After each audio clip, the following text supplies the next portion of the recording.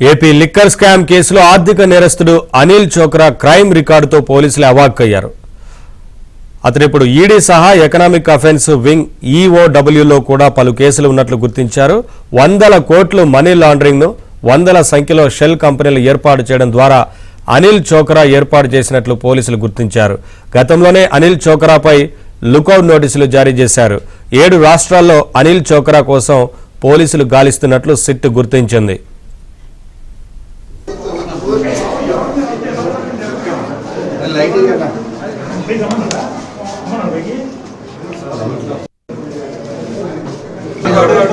అలా ఒకసారి మీరు పైకి వచ్చేయండి. అలా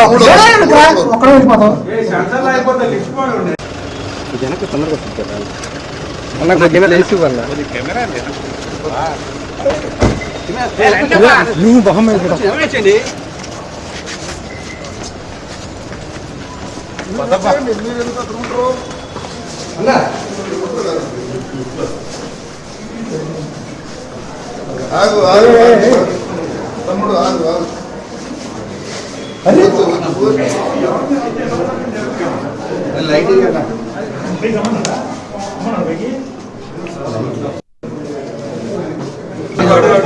అలా ఒకసారి మీరు పైకి వచ్చేయండి. అలా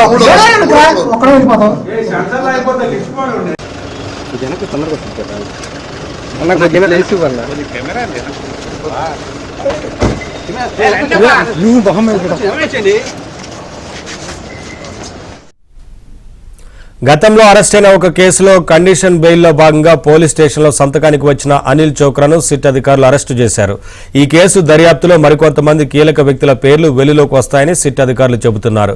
లిక్కర్ స్కామ్లోనే 77 కోట్ల వరకు షెల్ కంపెనీల ద్వారా అనిల్ చోక్రా అందించినట్లు గుర్తించారు. నకిలీ బిల్లుల మార్పిడి ద్వారా 304 కోట్ల రూపాయల మోసం చేసిన కేసులో అనిల్ చోక్రాను అరెస్టు చేశారు. అలాగే ముంబైలో 24 కోట్ల జీఎస్టీ మోసం చేయడంపై అనిల్ చోక్రాపై ఈఓడబ్ల్యూ కేసు నమోదైంది.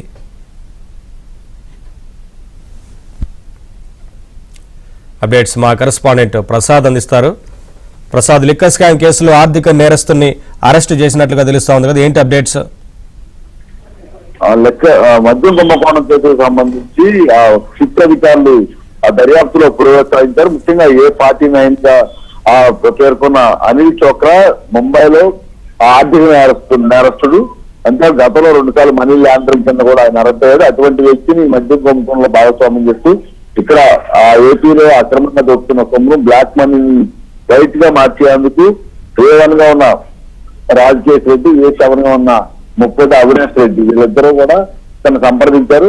వీరి ద్వారా దాదాపు 75 కోట్ల రూపాయలు ఆ బ్లాక్ మనీ వైట్ గా మార్చేందుకు మొత్తం అనిల్ చోక్రా కీలకంగా వ్యవహరించారు. ఇందుకోసం దాదాపు 30 వరకు షెల్ కంపెనీలు ఏర్పాటు చేసి అందులో డబ్బులు పంపినట్టు కూడా రికార్డు తద్వారా బ్లాక్ వైట్ గా మార్చినట్టు కూడా నిర్ధారించారు.